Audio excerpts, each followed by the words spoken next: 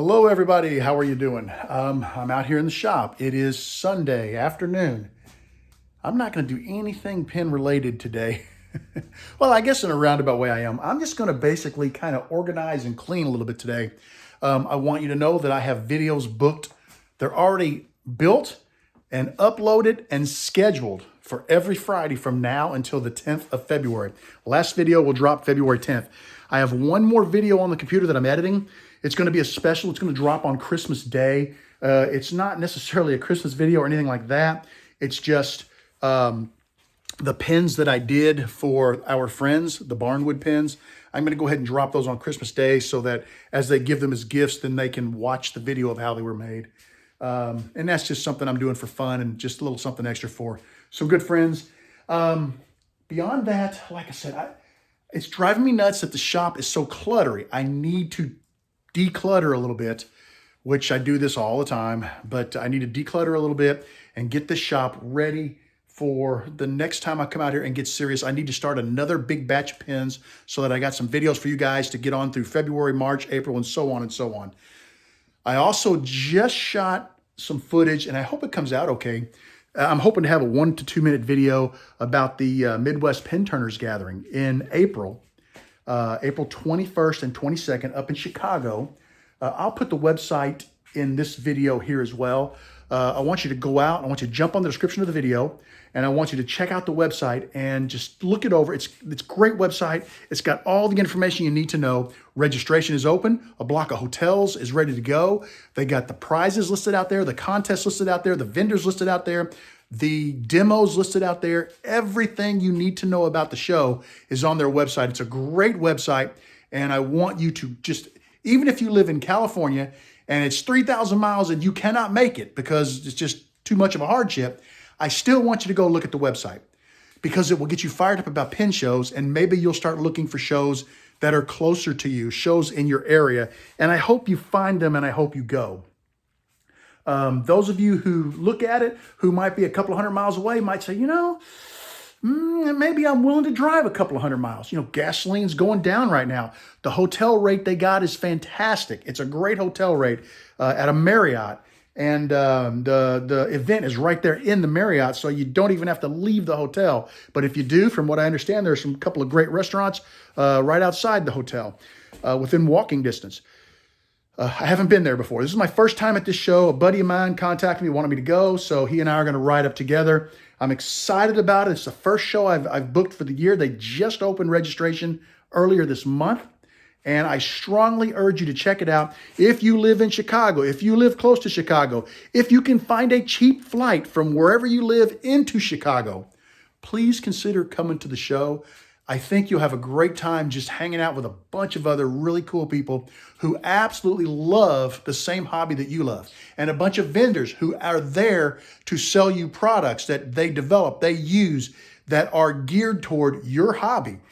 No shipping when you buy this stuff from them because they're all going to have it right there at the show. So that's going to be a bonus. You're going to meet some great people. You're going to have a great time. And if you don't come to the show, you are just going to miss out on one heck of an awesome event. So please put some thought into it. We talked about this before. Cut back on the Starbucks one a week and toss that $8 in a jar and save it up and, get you some money gathered up so you can make the show.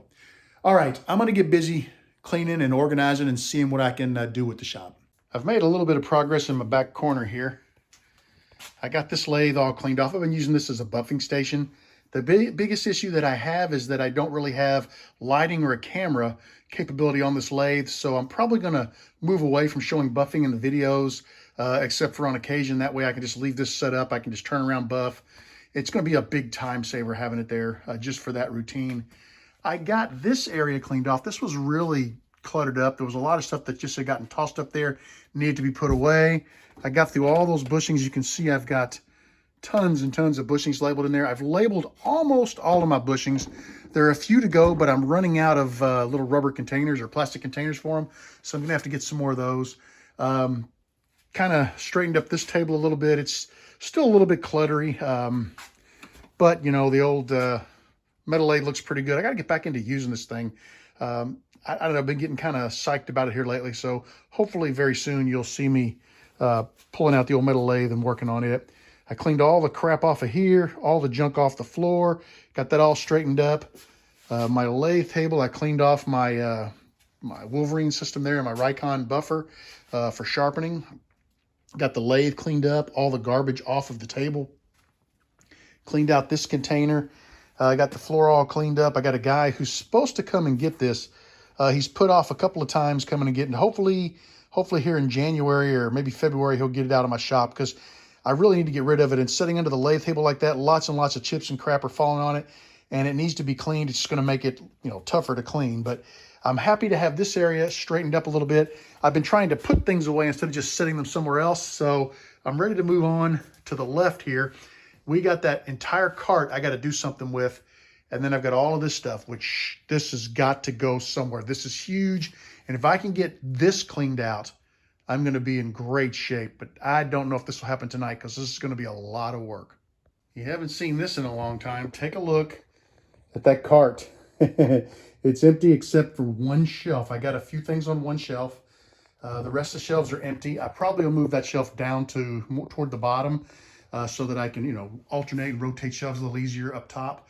I'm going to try to start using this more for work in progress. So hopefully, but this corner still looks good. I've got this one box here, which is just a bunch of wood and stuff that I pulled off the cart. That's just my garbage can. I'm getting ready to clean this corner out, and then we're going to work around this way. I don't know where I'm going to store that just yet. I really have got this jointer here. I need to sell this jointer, and I think I'm going to, I don't use Facebook, but I'm going to get on Marketplace or something and put that out there for sale, probably January. Most people aren't going to buy something like that in December because, they're too busy worried about paying for the holidays. But maybe January, February, I'll get that on Marketplace. Probably going to ask about $300 for it. I got a brand new set of blades right there. The blades that are in it are good. One of them has a small nick in it, but it's toward the back. And I just usually bring the fence forward, and it's past it already where it's at, so it doesn't hurt anything. But I got to get rid of that. And then this lathe here is going to go here. What I may do is push the lathe down, slide the maker cart in there, and then worry about the drill press. I don't know where I'm going to put that, but that's such an integral part of my shop. We're going to have to find a better place for that. I just got to get the flow better, and this is just, I've used it once since I've had it, and it just needs to go so I need the room. I mean, look how much room that thing takes. Those big old legs, I mean, it's, I don't know, 24, 30 inches under there. So we got to get rid of it. If you're interested and you're willing to drive to Southern Indiana to pick it up, the base, the jointer, and then right there, an extra set of blades, $300. Works great. I got the area cleaned out, so I was going to show you the jointer once again. It's got a really nice stand on it. There it is. It is a Craftsman jointer. You could check out the model number right there if you want to look anything up about it. I've got a spare set of blades right here. They should fit just fine. A little dusty under there, but you can see that the top is in really nice shape.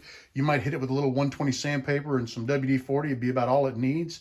I do know that the blades on here have a nick, but the nick is underneath of this fence. The fence slides forward or back. You can adjust it. So I just pulled it forward. Most of the stuff I did wasn't quite this wide. So I just pulled it forward to cover the nick. So I never had any issue after that. I am going to ask $300 for it. You'd have to be willing to pick it up. I will tell you, it is heavy. It's all solid. I mean, that is solid. This is an older model and it weighs a ton, but it's a really nice jointer. I don't do any big woodworking that requires me to have a jointer, so I want to let it go. Giving you guys first shot at it. If not, then sometime in January, it's going to hit Facebook Marketplace. Thanks, guys. Let me know if you're interested. Guys, I'm wore out. Cleaning's hard work. And I really didn't even get all that much done. I just been working in the back area. I figure I'll work from back there forward and just try to get through everything. This is a nightmare over here. It's got to be cleaned up. Let me flip around and kind of show you before I call it a night. You'll have to excuse the fact that the ladder's down, but I need to take some stuff up to the loft. This area, I cleaned off the turntable. This is clean. This is all cleaned up over here. You can see back in there, it's all cleaned up. This is going to move around the shop, so it's going to come out of this area eventually when I open it up. It's all clean over here. Everything looks really, really nice. A couple of lathes down there that I'm supposed to be getting rid of very soon, I hope. And then this is where it stops. Now I've got to get through all of this stuff. My table here that I work on. This is where I do my assembly of my pins and stuff, and I set things up, you know, to get pin kits ready for you guys. I got to work on that. I've got boxes and boxes of blanks, just so much stuff in the shop that I've got to do something with. Over here, I just got to get rid of this wood. It's not too bad over here, it just needs to be cleaned up. But yeah, you can see it's just the shop is terrible. And of course it looks worse than it did because I have been bringing stuff out and piling it up. So we are going to work on the next couple of trips to the shop to get this place cleaned up, a little better organized. And what I'd like to do is, you've seen my little caddy for glue ups. I'd like to build a little caddy like that for pin making, at the lathe, with all of the things I use when I'm at the lathe. My files, my my turn between center, drive center, and my live center, everything together in one place. I have a toolbox, but the toolbox you have to dig through and remove the different layers to get stuff. I want something like the caddy I have for glue ups, to where it's all right there in front of me, out in the open. It has its spot. I can pull it out, I can use it, I can drop it right back in the spot, and I'm not constantly digging for stuff. It's just going to make it so much simpler. And once I get the shop clean, that's what I'm going to work on, is building myself some type of a little caddy over here at the lathe, where everything I use for turning pins at the lathe is it's in that caddy. I just pick it up and use it. I'll set it right here on the end of the table. I can use it if I want to go somewhere and demo or something.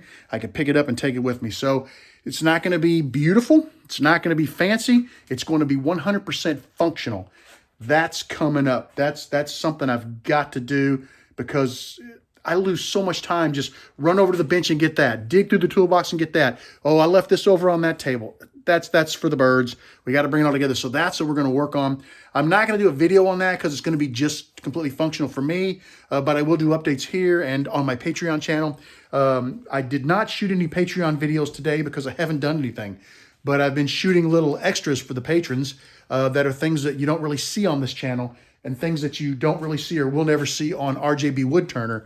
So just to give them kind of a little something extra. So if you're interested, go check out my Patreon channel. There'll be a link in the description. The support the channel starts at $1 a month.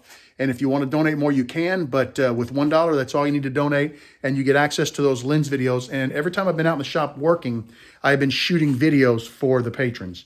So it's a lot of fun, and the folks that are watching it seem to be enjoying it. I'm getting a lot of really good feedback, and they're getting a little more behind-the-scenes stuff of what's going on. So that's it for me, guys. I'm wore out. So I'm going to go in. I'm going to call it quits, and you guys have a great evening. I'll talk to you again very, very soon.